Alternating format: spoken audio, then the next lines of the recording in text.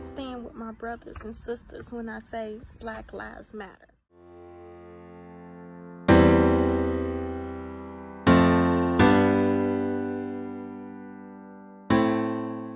To speak out against the police brutality and systematic racism that allows for the mistreatment, the persecution, and murder of our Black people. And while the stories of George Floyd or Ahmaud Arbery still stings hard, the fact is there's thousands of violent incidents that happens to Black people that's not recorded, reported, or afforded the outrage it deserves. And it's important to note that our Black men are not just the targets of such hate. So is our Black women, such as Breonna Taylor, Sandra Bland, Shantae Davis, and Kendra James.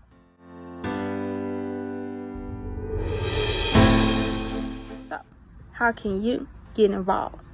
You can push back against racism, educate yourself on your own Black history or inherent bias, and support our racial justice organizations. Let's help share their message.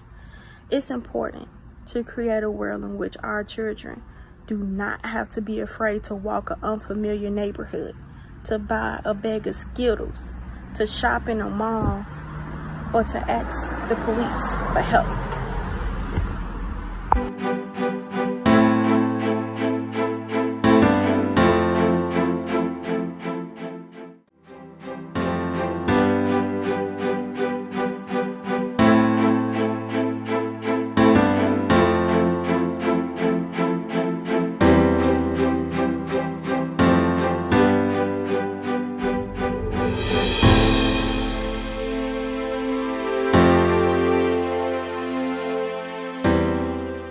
Further medical evidence shows that Ms. Taylor would have died from the fatal shot within a few seconds to 2 minutes after being struck.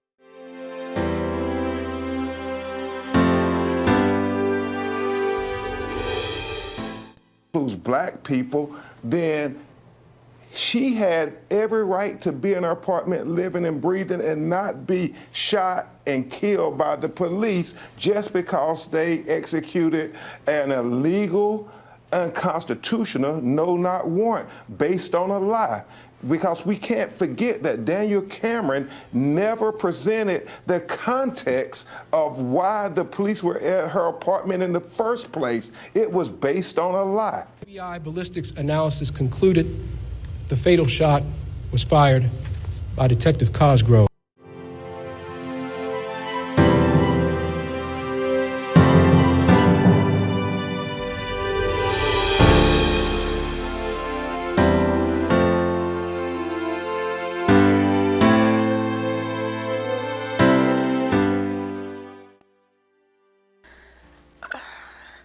As significant as today is, it's only the beginning of getting full justice for Breonna.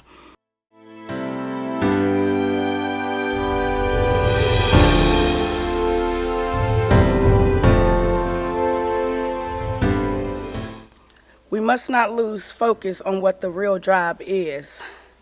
And with that being said, it's time to move forward with the criminal charges because she deserves that and much more.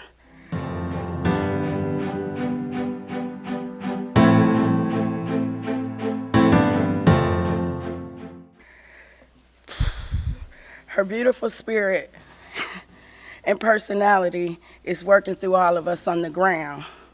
So please continue to say her name, Breonna Taylor.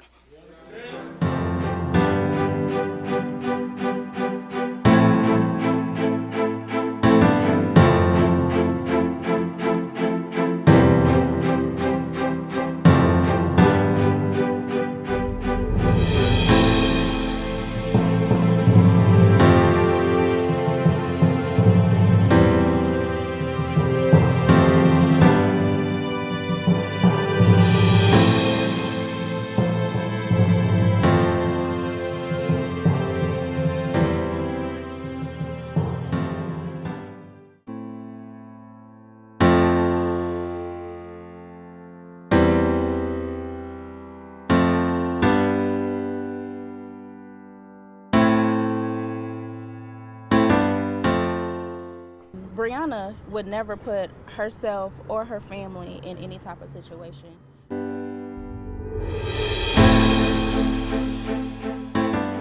Taylor had no criminal history, and her family's lawyer says she should have never been a focus of a dangerous no-knock warrant.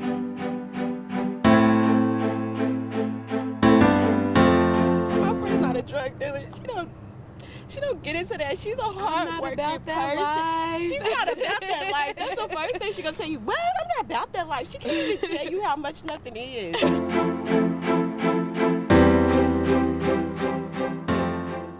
My friend's sitting in heaven wondering what she did. I'm telling y'all, she's sitting there like, what did I do? Like, what did I do to deserve it? Ooh, it's so horrible. It's so horrible.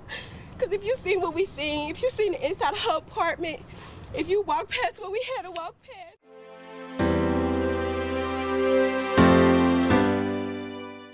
It's like the cartel came and killed my friend. That's what it looked like. Those close to Taylor say she died because of wrong assumptions and judgments. How do you go in somebody's apartment and kill them, find nothing, but you can't take accountability for this? Like, just say, we were wrong.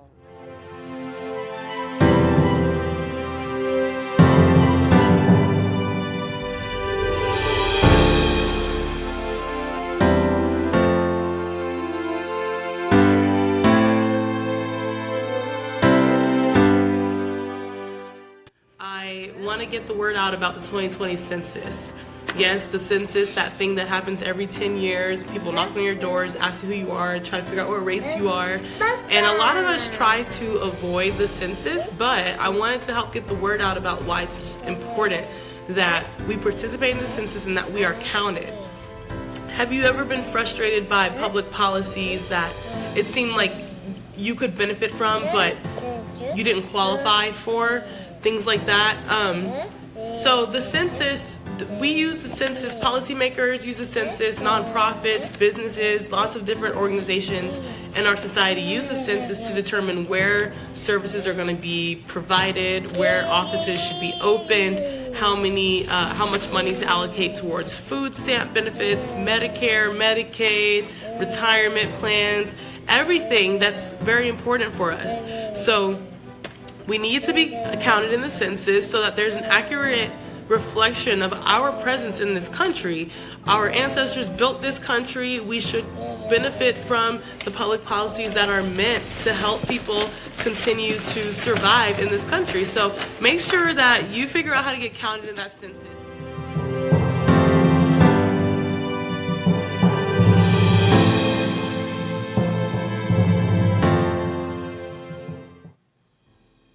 Bull Connor may be gone,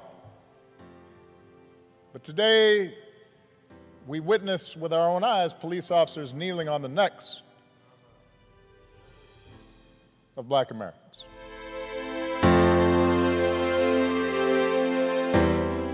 George Wallace may be gone, but we can witness our federal government sending agents to use tear gas and batons against peaceful demonstrators.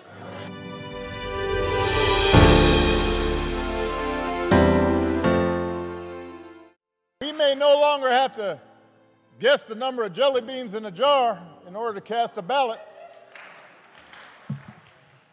But even as we sit here, there are those in power who are doing their darndest to discourage people from voting by closing polling locations and targeting minorities and students with restrictive ID laws and attacking our voting rights with surgical precision, even undermining the Postal Service in the run-up to an election that's going to be dependent on mail-in ballots so people don't get sick. We can save the day. For our children. For our children. For our children. For our communities. For our communities. For our communities. For America. For America. For America. All it takes is all of us. All of us. All of us. We cannot pretend both sides are equally unfavorable. We can't say one vote doesn't matter. Your vote matters. Your vote matters. It affects everything. Not just the presidency, but the Senate. The House. Your local officials. Immigration. Immigrant. student debt, common sense gun laws, the Supreme Court. See, this isn't just an election, it's a tipping point. For the country. for the world. For your world. Every single one of us has a God-given power.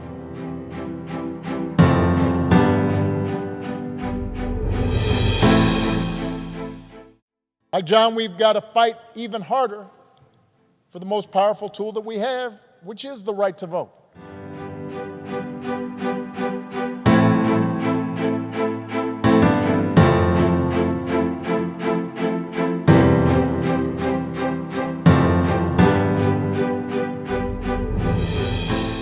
We should keep marching to make it even better by making sure every American is automatically registered to vote.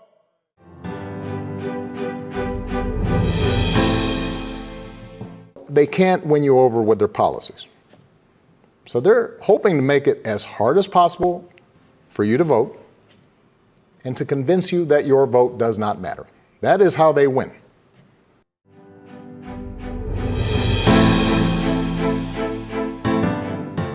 And we cannot let that happen. Do not let them take away your power. Do not let them take away your democracy.